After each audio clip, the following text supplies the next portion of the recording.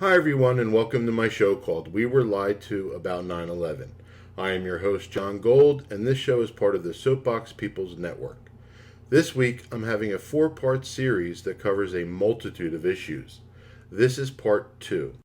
Well, just so everybody knows, right now there is a judge that's looking over 80,000 FBI documents concerning the Sarasota incident to try and release them, and it's the Broward Bulldog and Dan Christensen that's fighting for that right now.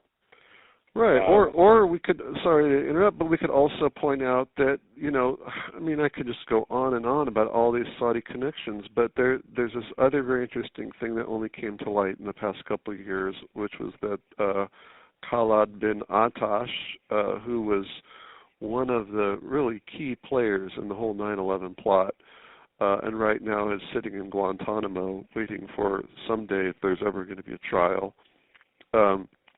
He apparently came to the United States in the middle of the year 2000 and was able to get through customs at the LA airport because he was met by some Saudi dignitaries from the local consulate, and they had a special arrangement with the U.S. government where anyone who was guided in by somebody from the Saudi government would not have to go through customs.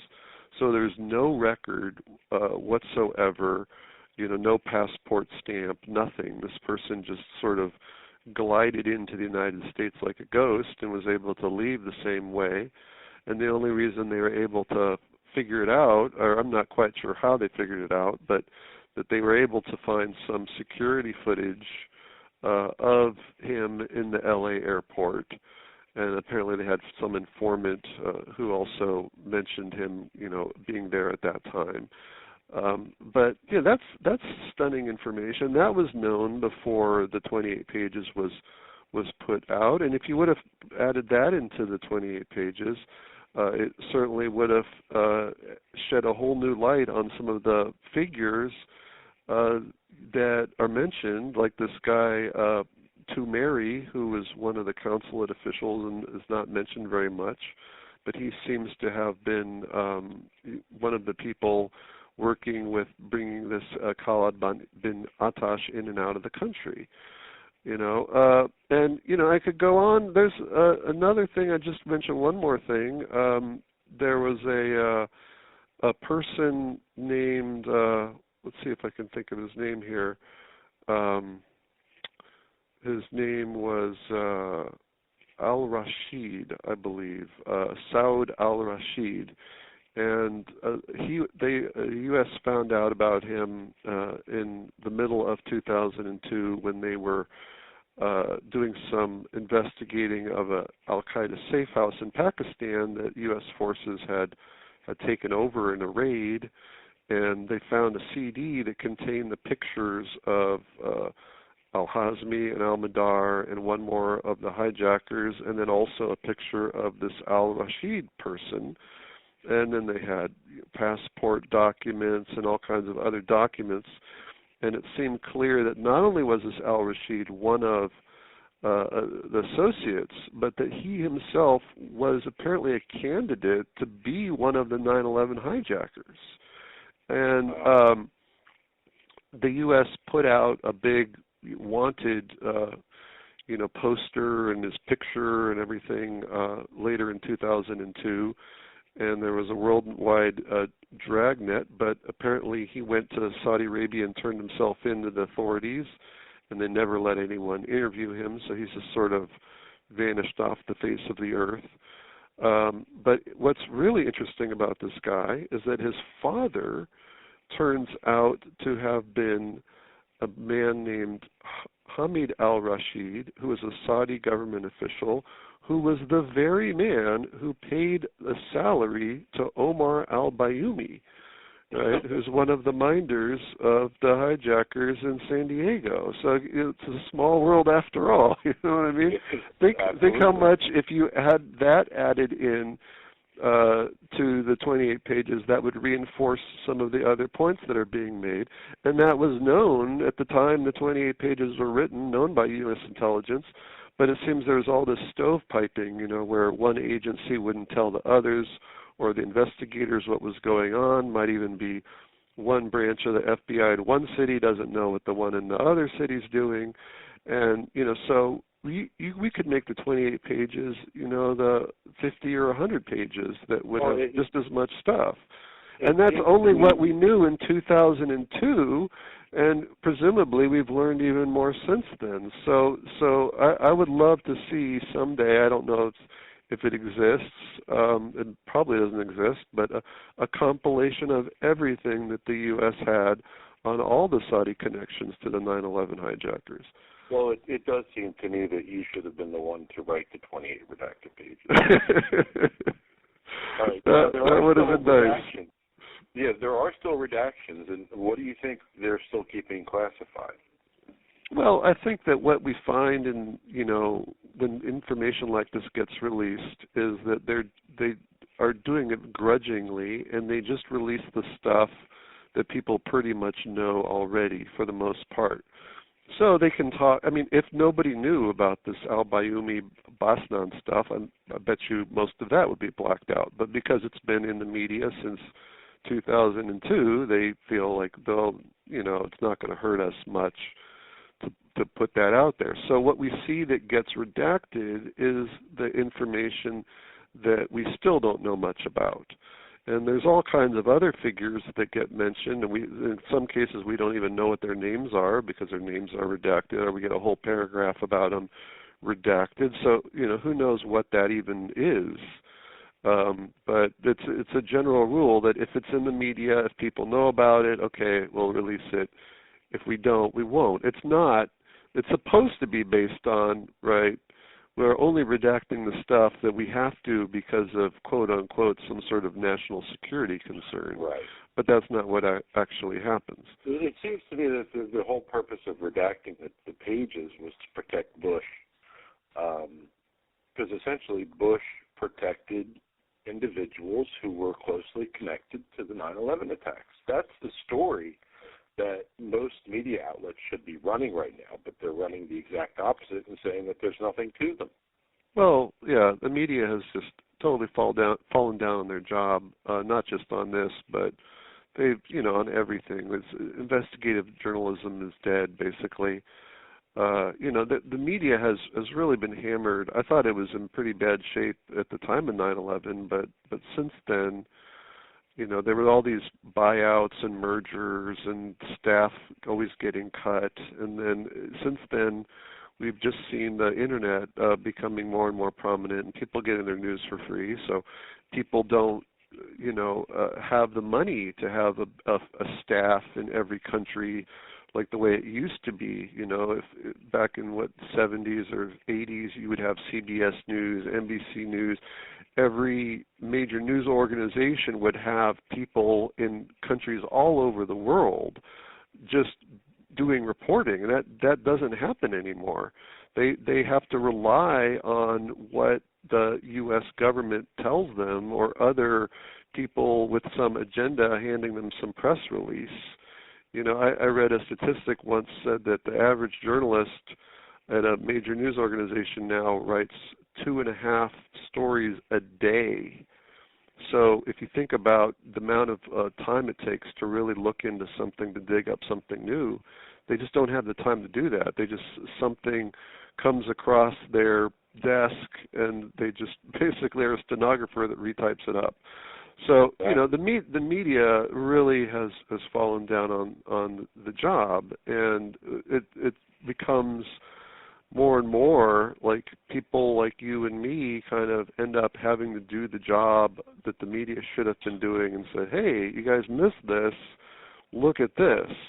I always say that if the media had done its job, I would never have had to do what I've done over the last 14 years. Right. So you had to do what you did.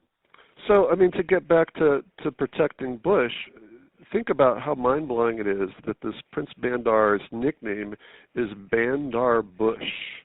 He's not just some diplomat. He's as close as can be. And I read that I recently read this surprised me, that even after he left office in terms of being the ambassador, he later went on to have important positions in the Saudi government, but he's no longer, coming to the U.S. and living in the U.S. all the time. And then Bush and Cheney also left office in 2008, but they stayed close. Apparently, that to this day they're friends, and they advise each other and continue to maintain very close relations.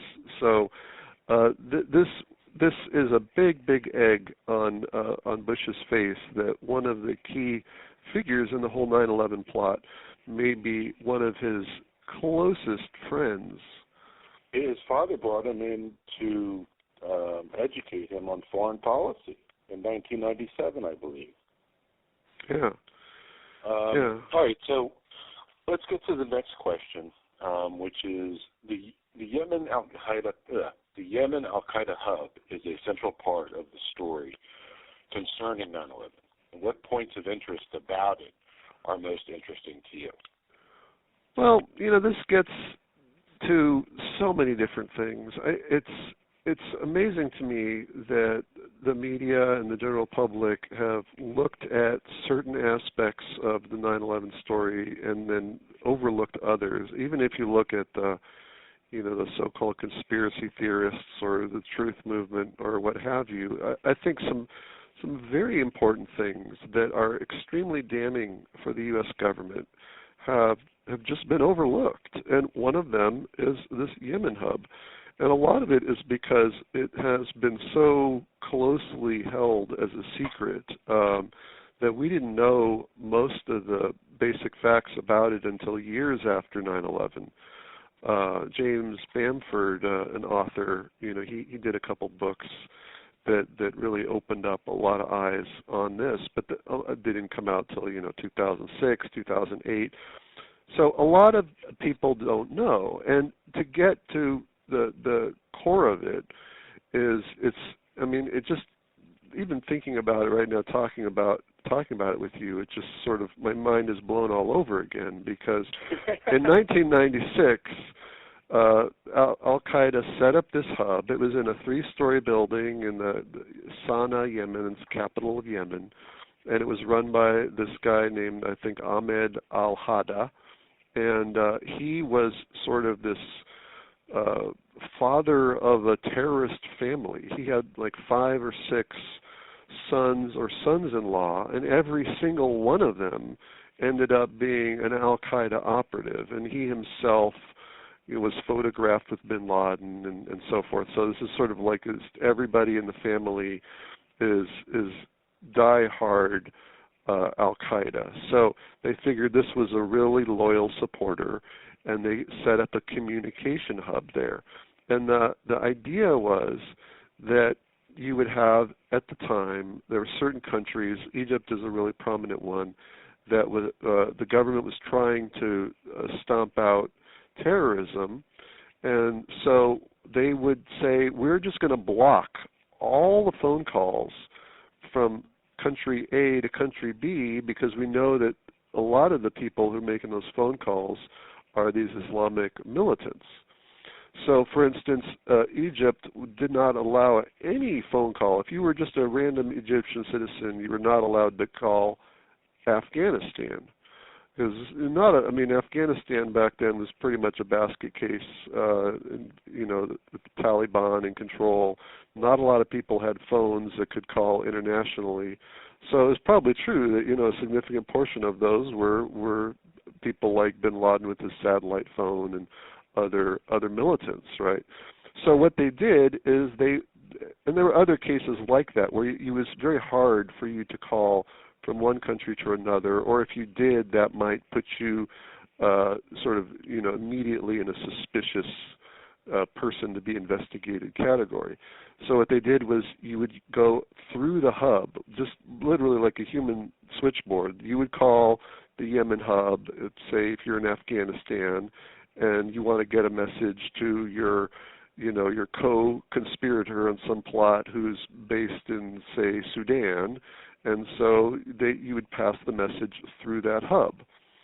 And it seems that almost immediately U.S. intelligence figured this out, because Al-Qaeda had extremely poor operational security, starting from the top, in that Osama bin Laden had a satellite phone, which he bought in around the same time, 1996, that the hub started, and he would just call people all over the world who were involved in plots, and like a hands-on manager. And the U.S. intelligence, the NSA, learned his phone number almost immediately and began monitoring that at the highest priority.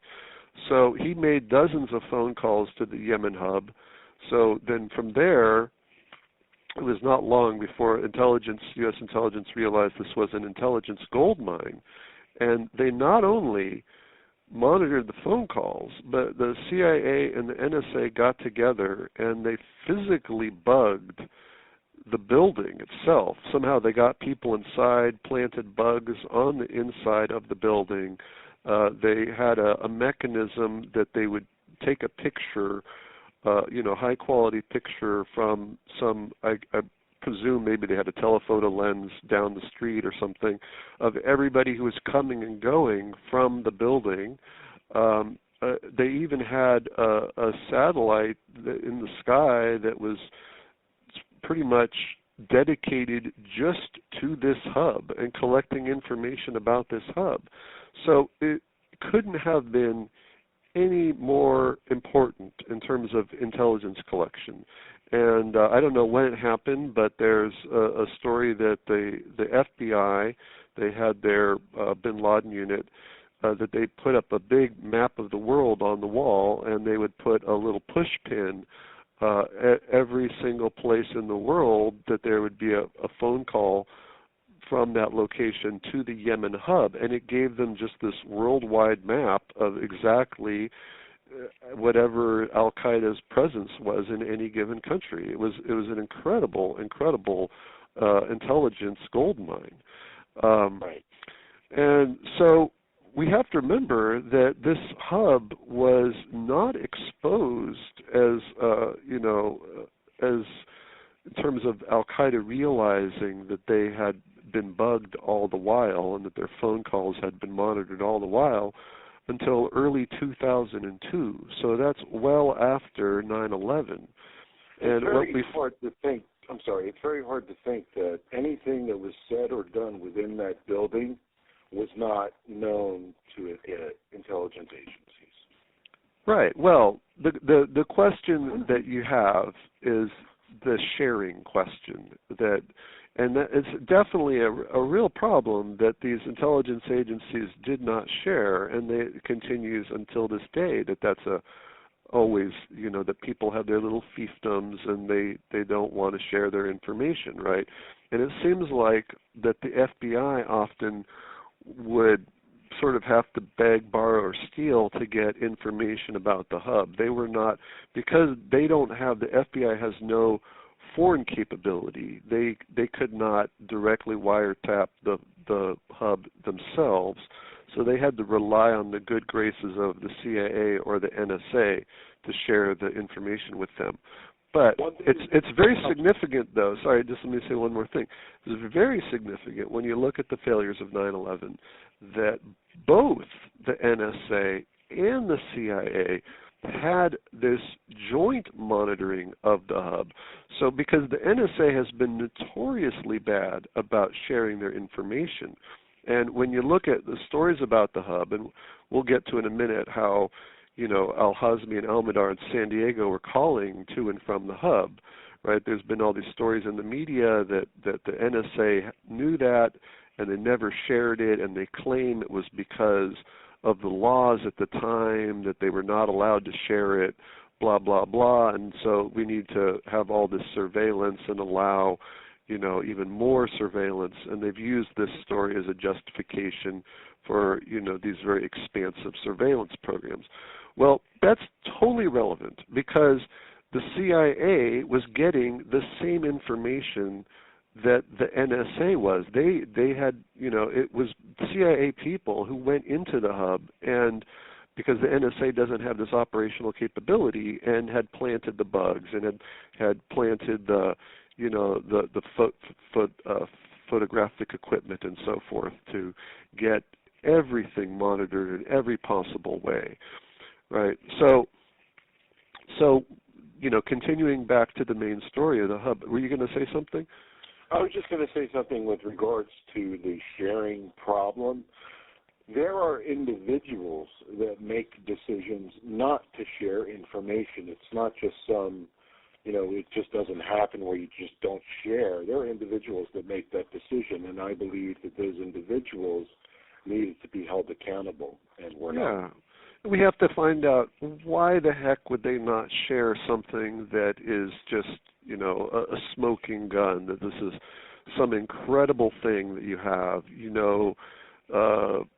we're going to blow up this building in 5 days, and you know that, and you don't share it.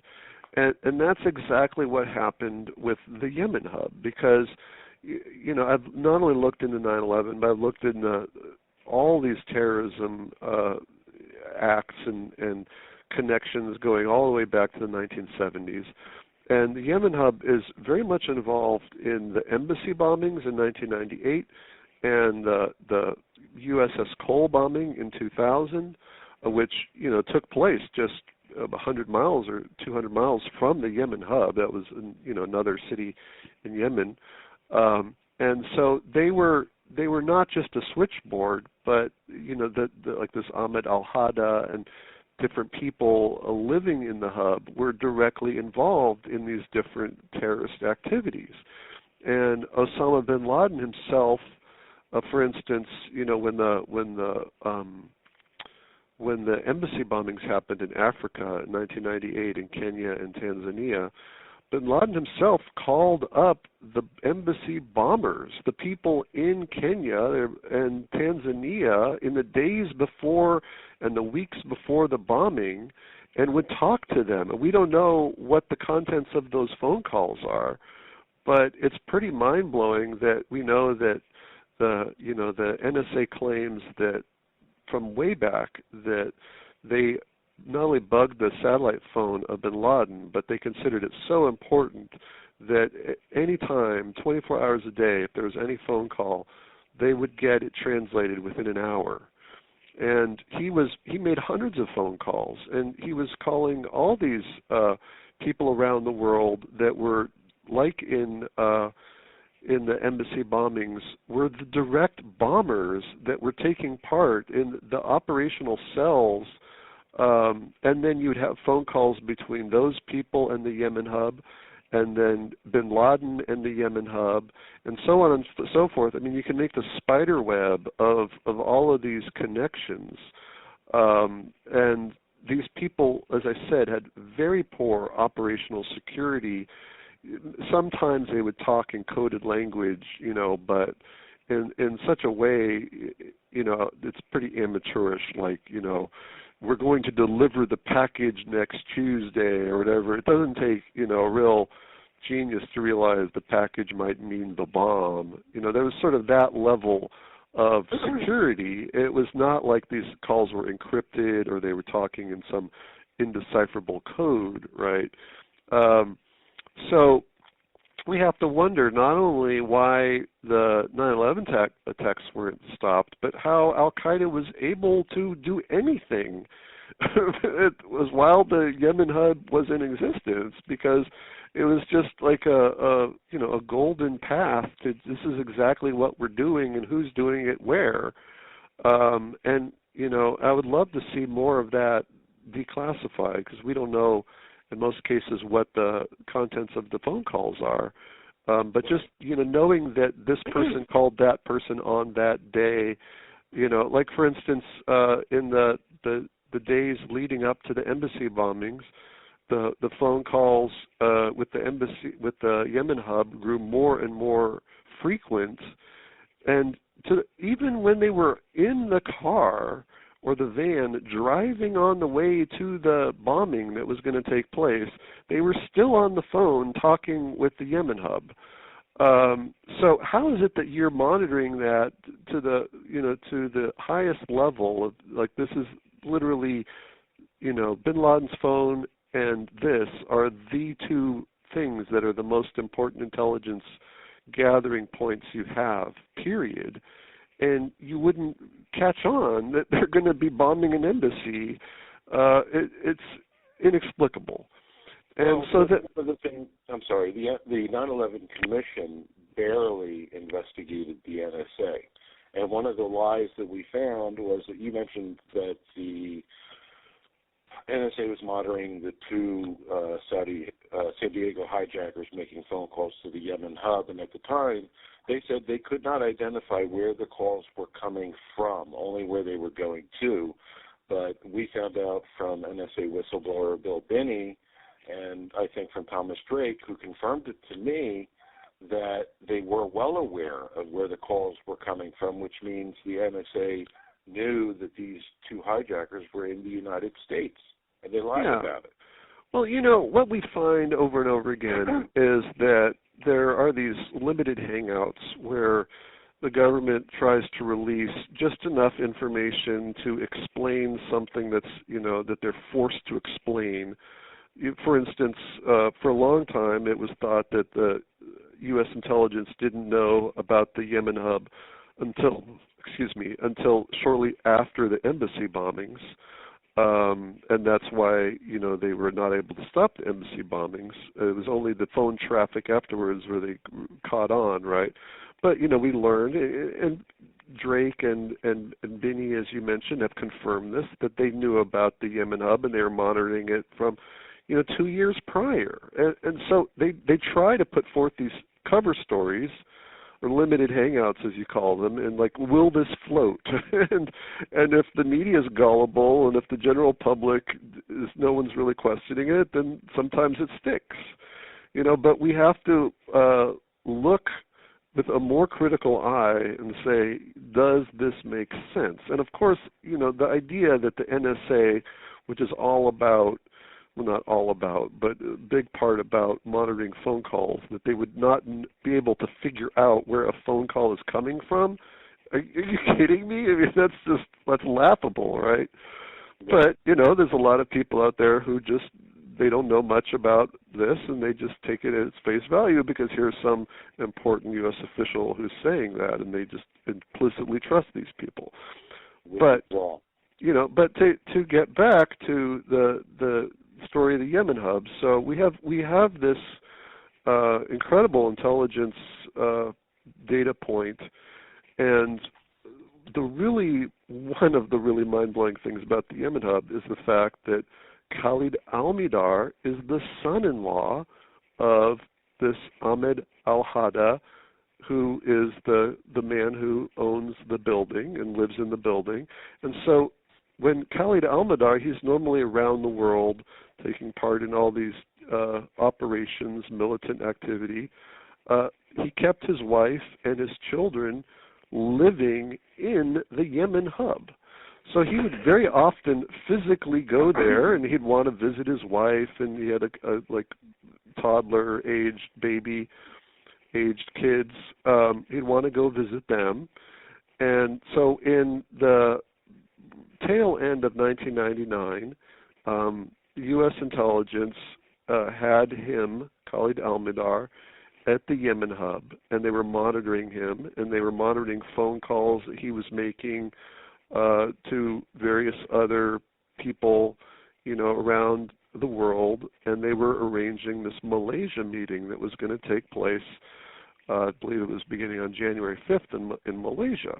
And so U.S. intelligence for once, seemed to be on the ball, and when he left to go to Malaysia, he stopped off in the United Arab Emirates, and while he stayed the night there, they had some people sneak into his hotel room and take a picture of his passport, and it showed that he already had a visa to go to the United States, which was a real mind blower because at this time there really had been no direct evidence of any Al-Qaeda activity in the United States. There had been different people suspected here and there, but nothing rock solid.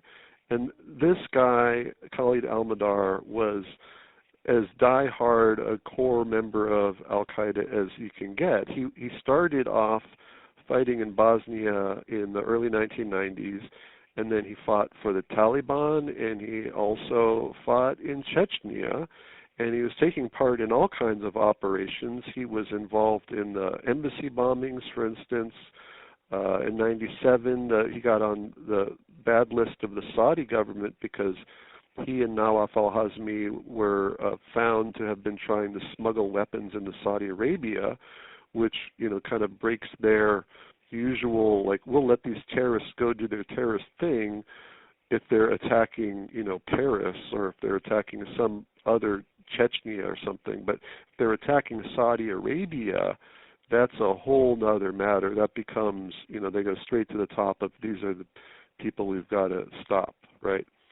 So this is the context of going to Malaysia. And now I believe I'm a little vague on the details because it's been a while since I've really done all this 9/11 research. But I believe Nawaf al-Hazmi was also at the Yemen hub and went also to Malaysia, but took like a separate route. And the U.S. government claims that they kind of lost him along the way. But that should have been of no matter because then they were monitoring the Yemen hub, and you have Khalid Al-Midar, Nawaf al-Hazmi, Khalid Sheikh Mohammed, who's the 9/11 mastermind. You have the guy we mentioned earlier, Khalid bin Atash. You have possibly Hambali, who's this Southeast Asian Al-Qaeda mastermind. You have a whole bunch. There are about a dozen people, possibly some of the one or two more of the 9/11 hijackers. They all get together in this condominium outside of the capital of Kuala Lumpur, and they meet for like 4 days. And the story is that that the CIA had the Malaysian government do the monitoring, since it was taking place in Malaysia, and that the Malaysian government botched the monitoring. And at the end of the 4 days, they said, "Oh, sorry, but we have no idea what actually was said inside the condominium." Which personally, I think that's just another limited hangout story, because it would be so embarrassing that we find that the U.S. had 4 days of all the top leaders, pretty much except for bin Laden, discussing not only the 9/11 plot, but also being planned at the same time was the Cole bombing. But let's just say that they didn't know what was being said within the meeting. It also shouldn't have been really that important, because these guys, as I said, they were so poor on their security that they would just talk about these things pretty much openly, and the Malaysians did a lot of recording of them outside of the condominium. We know, for instance, that they took a lot of photographs of them, but it's less known that they also took a lot of video footage of them, of the participants of the Malaysian meeting, which should have been an intelligence bonanza, right?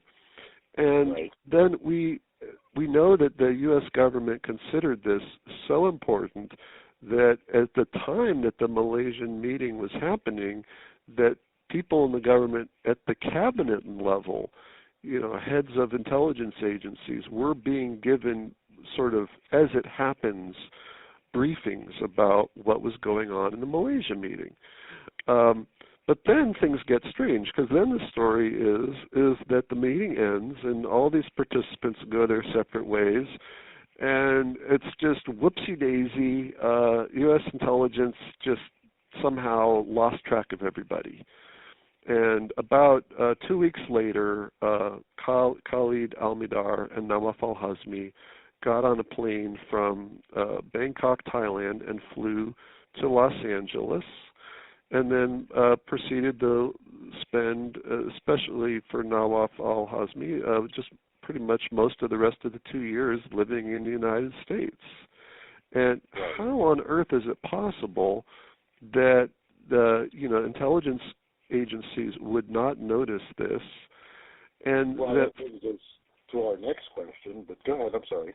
Well, and then furthermore, I mean, we do find evidence that they knew, particularly in the CIA, and that they did not share that information with the FBI.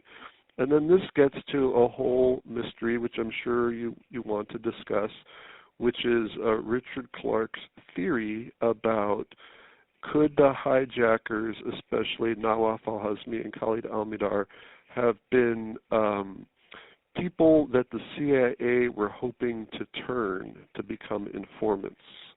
Right. And the idea would be that we'll let them go, we will keep a close eye on them, but we don't want to tell the FBI because they've got a whole different mission, and their goal is to catch people and put them in jail.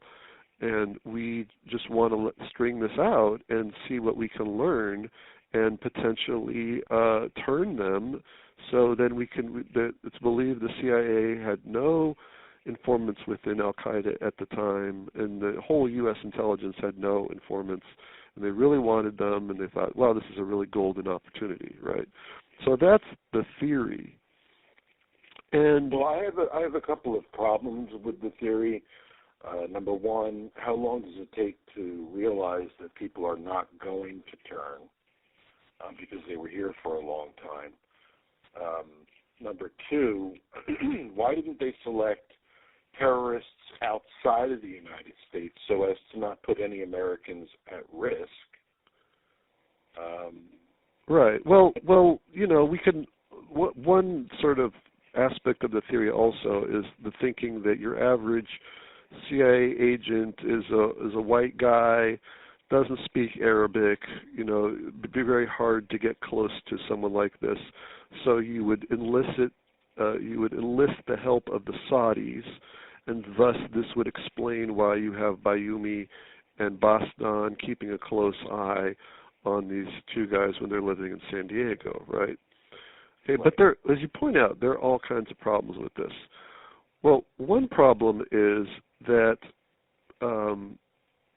there was this coal bombing that took place in October 2000, and Khalid al-Mihdhar, he kind of stayed for about 6 months in San Diego, and then he left, and he seemed to be this international jet setter. He went to a lot of different countries doing all kinds of different things.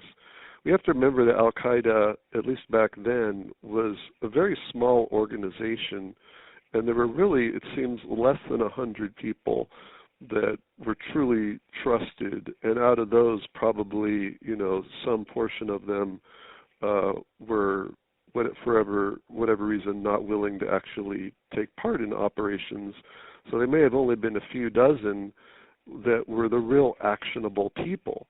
And so you find that they're often recycling the same people over and over again in different operations, which for any organization, but especially a terrorist organization, is idiotic. Because, like, let's say you have the embassy bombing, right? Immediately thereafter, the U.S. starts an investigation, and lo and behold, Khalid al-Mihdhar was one of the people who took part.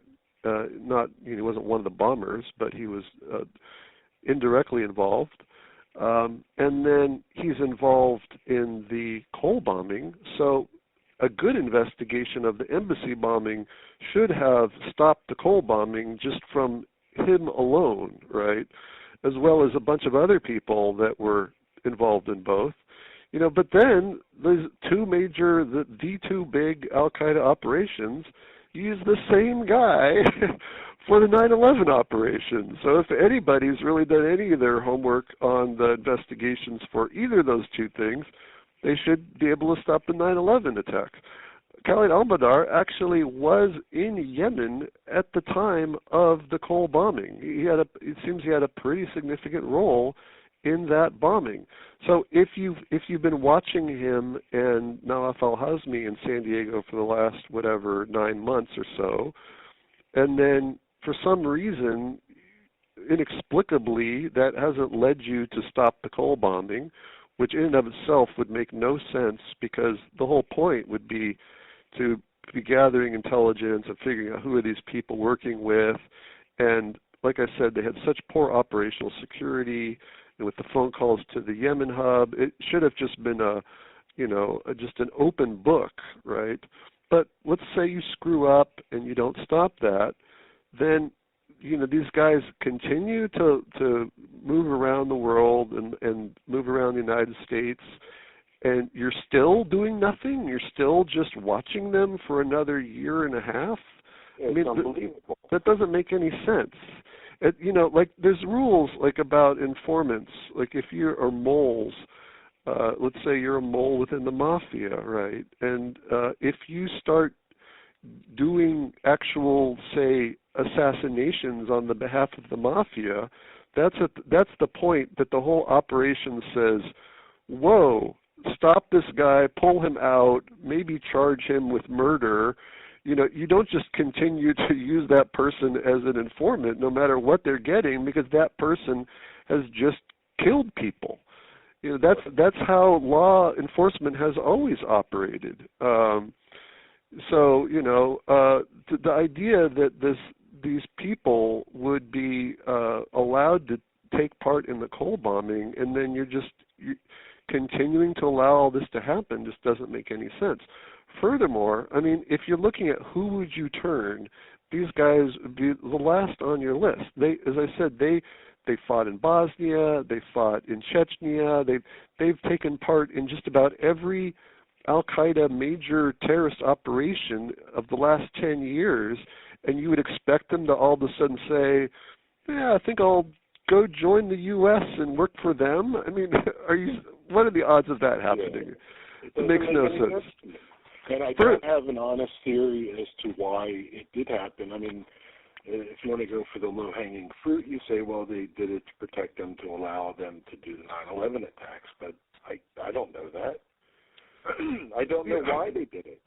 But I don't think Quark's theory stands, up to scrutiny.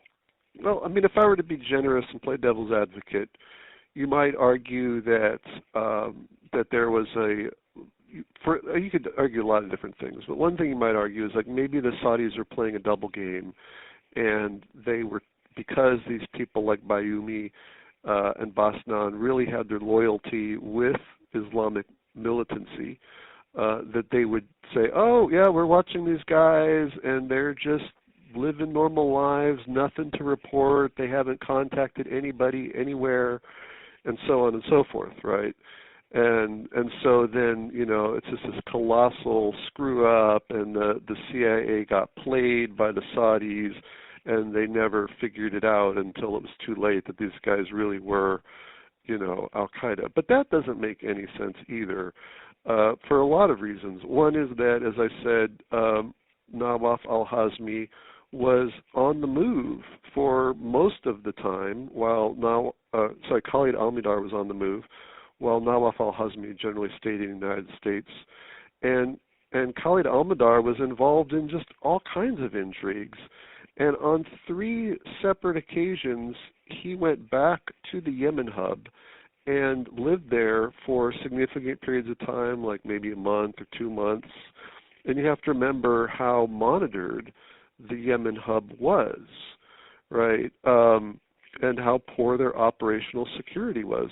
If he was back in the Yemen hub, do you really think that he wouldn't tell these other people, like, the father-in-law Ahmed al-Hada and all his brothers and brothers-in-law and so forth, who are all these Al-Qaeda people, oh, yeah, I'm taking part in the coal bombing, it's going to come up in a couple of months, can you help me out with this or that, and I'm going back to the United States, I've come from the United States, I'm going back, and I'm going to be doing this, I'm taking part in this operation, I've been learning to fly planes.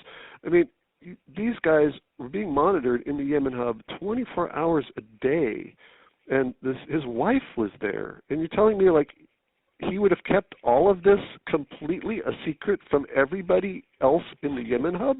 That doesn't make any sense. What? It's inconceivable. Right. And then you have these phone calls from the United States to the Yemen Cub back and forth. We know of a few of them. We know that not only did they know the NSA and the CIA knew the phone number, but they also knew the content. In some of the 9/11 timeline entries, you can find some details about the content. I was just looking up something related to the 28 pages. It was this other document. I forget what it's called, the document 13 or 17 or whatever, that came out at, what's that document called? Document 17. It was, document 17. Right. That what Nick Jacobson and Dana Leeseman wanted to look at. Right. That gives some mentions of some of the things that were said in a call from the spring of 2000, for instance. Just kind of mentioned in passing. So we know that this stuff was recorded, but it seems like there was a lot of stovepiping that was going on. The FBI in particular was not being told. There's this whole story about Ali Soufan, who was an FBI agent who was pretty savvy and competent, and he spoke Arabic, and he was investigating I think he was investigating the coal bombing, and very quickly got onto the trail of not only Al-Hazmi and Al-Midar, but the Malaysia meeting. And he didn't have solid proof, but there were a lot of lines that were pointing to something happened important in Malaysia in the beginning of January. And he went to the CIA repeatedly and with increasing specificity and said, "What do you have on this?" And they kept saying nothing. And eventually on 9/12, the day after 9/11, he was in Yemen still doing investigative work about the coal bombing, and he got sent a package, and it was a big, detailed documents about the Malaysia meeting. And he said he was so upset that he immediately went to the bathroom and threw up, because it showed that, obviously in the last 12 hours or whatever, this wasn't collected by the CIA. This was stuff that they had had for months and months and months, probably since the Malaysia meeting, and that they had deliberately not shared with him or with other people like him who could have really used that in their investigative leads, right? So, it's totally understandable when people think, like, how on earth could these attacks have happened unless somebody within the government wanted them to happen, because this is just so inexplicable. I don't know, I can't go there because I can't determine what these people were thinking.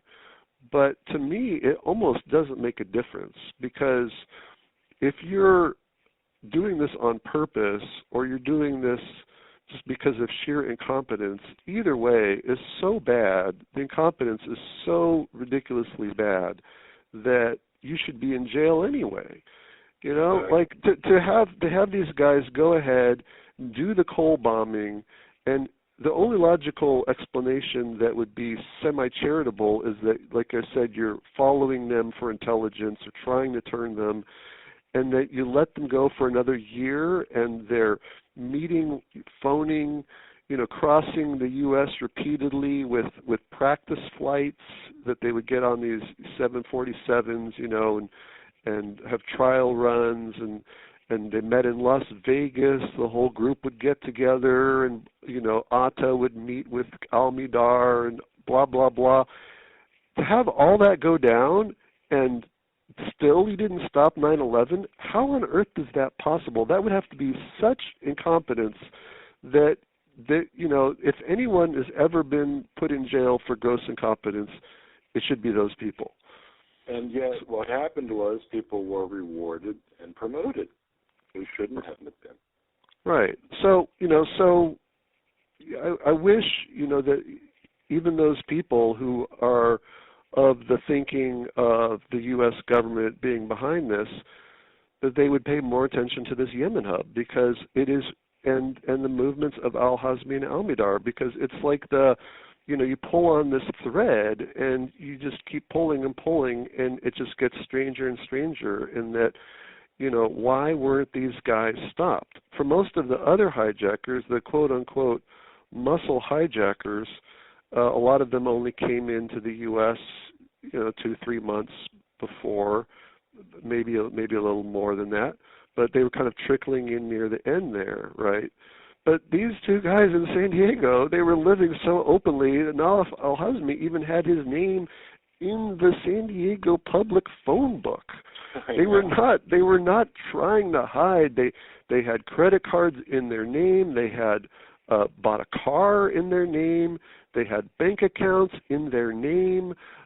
It just goes on and on. If there was any search of any database, how do you not pick these people up? And in fact, there's a little aside. There was it was around October 22nd or thereabouts.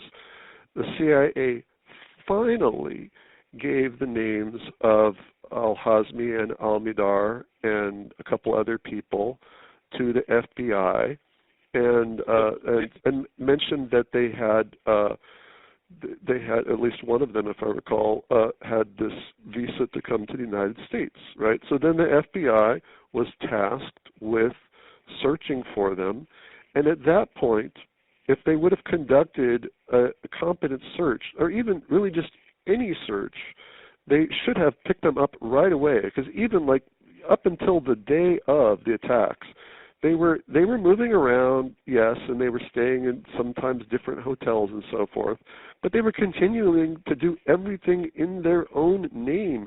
They would, even to the point of buying pizzas delivered to a hotel room using a credit card, which, talking about poor operational security. I mean, when I was a teenager, I worked for a summer as a pizza delivery guy. I don't think there was one person the whole summer that paid for a pizza with a credit card. It's just strange, And so they had all these databases. They had police database, which they had been in because they'd gotten into a few minor run-ins that got them into the police database. They had some car databases that they had gotten into.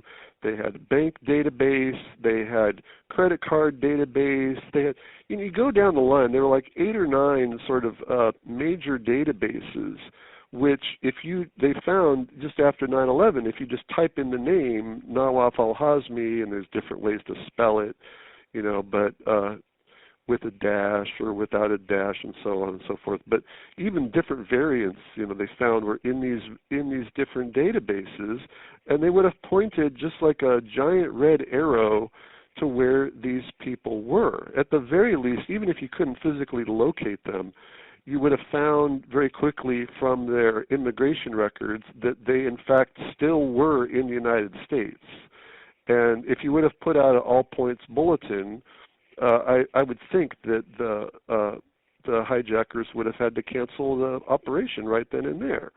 And for some strange reason, some apparently low-level FBI agent was assigned to search for these two people, and they claimed that they looked in the databases but somehow missed them all.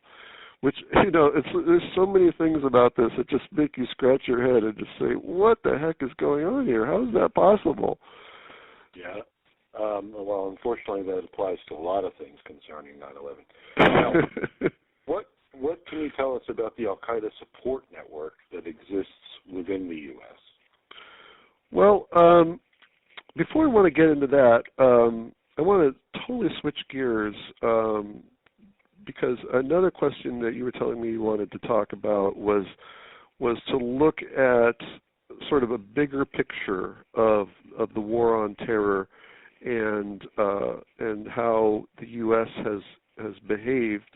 And let me just kind of get into that first, because I think some of the stuff you have to kind of set the scene to understand the overall milieu. And I think it's very important for anyone trying to understand not only 9/11, but geopolitics for the past, 30, 40 years up until today. has to understand this. And it goes all the way back to the 1950s, if not earlier, which is the idea that, after World War II ended, the U.S. was involved in the Cold War with the Russians and was very keen anywhere and everywhere in the world to defeat communism and even socialism. And so there were all these Middle Eastern countries that were very important strategically, and sometimes they would be toying with socialism or leftism of various sorts, and the U.S. didn't like that. And the U.S. Government found out pretty early on that they had sort of a natural ally with fundamentalist Islamists, because those people also really hate communism. They're sort of naturally politically conservative and often at odds in terms of, this radical group wants to overthrow the government, and some communist group also wants to overthrow the government. So they're both fighting with each other to see who's going to be successful, if you will, right? So the U.S. learned early on, at least through the 1950s, that they could use these Islamists kind of as pawns in a larger chess game, kind of as tools for foreign policy. Like, let's say you have a country that is, was an American ally but is now toying with leaving the U.S. orbit. You could support a fundamentalist rebel movement in that country and kind of turn on the spigot or turn off the spigot in terms of providing the money and weapons until the country gets the message, that if you want this problem to go away, you help the U.S. Or sometimes it would work where there would be an opponent of the United States, and the U.S. would support some rebel movement, in order to harass them or overthrow them, various means. But the bottom line is that when you're dealing with the Muslim world, most of the time, if there was some sort of rebel movement, it would be these fundamentalists, because most of these countries, practically all of them, had some sort of corrupt royal leadership. A lot of these countries would have a lot of oil money, and these people would become personally very wealthy and very corrupt. And then the public as a whole would be dissatisfied and suspicious about the corruption at the top. And so there would be this sort of natural call to, let's go back to the purity of Islam as the way it was practiced long ago and kick out these corrupt, westernized bums and have this sort of pure vision of Islam to replace it, right? And we see that all the way. I mean, that's kind of ISIS's message, and that's basically Al-Qaeda's message, and so on and so forth. This has happened over and over again in different countries, that there's always these movements coming up. And what the U.S. has found is that they could use these as tools. Like a really classic example would, of course, be what happened in Afghanistan in the 1980s, where Russia got heavily militarily involved there, and the U.S. worked closely with the Saudis to give them kind of the Russian version of their own Vietnam, where they got in this quagmire, and the U.S. was pouring in billions of dollars to aid the Mujahideen rebels, right? And wasn't Mandar involved in that as well? Probably, yeah. I'm a bit foggy on some of the details, but I would be surprised if he wasn't. And and a lot of people know. I wouldn't say everybody, because there's some people now who don't even know what 9/11 is. But a lot of people know that that's how Bin Laden got his start, and most of the top people in Al-Qaeda, they all sort of got together and found common cause in this Afghanistan fight, right? But you can look at other things that have been more recent where it's a similar sort of situation. Another almost exact parallel is Chechnya, starting from the mid-1990s, where again the United States thought, let's have this big thorn in the side of Russia. They're fighting in Chechnya against these Islamist militants, so we will do what we can to support them, and the more Russian soldiers they kill and the more problems they cause for the Russians, that's good for us from a zero-sum game, in terms of political strategy. Or you could go look at Bosnia in the early 1990s, where exactly the same thing happened, where the members Slobodan Milosevic and the Serbians, the U.S. wanted him out, and the other two countries involved there when Yugoslavia broke up, the main ones were Croatia and Bosnia. Now, Bosnia was basically everyone in Bosnia, 90 or so percent of the people are Muslim. And so it became another cause for Islamist militants. And Al-Qaeda got very involved. Bin Laden personally got very involved. I know of two reporters who personally saw and spoke to Osama bin Laden in Bosnia in the waiting room to go meet the president of Bosnia, who is a Muslim. And it was believed that he would, it's in the timeline, that he would meet with Osama bin Laden, the president, I forget his name, on a weekly basis. And that bin Laden, for a while, he was pretty much living most of the time in Bosnia, going back and forth between there and Sudan.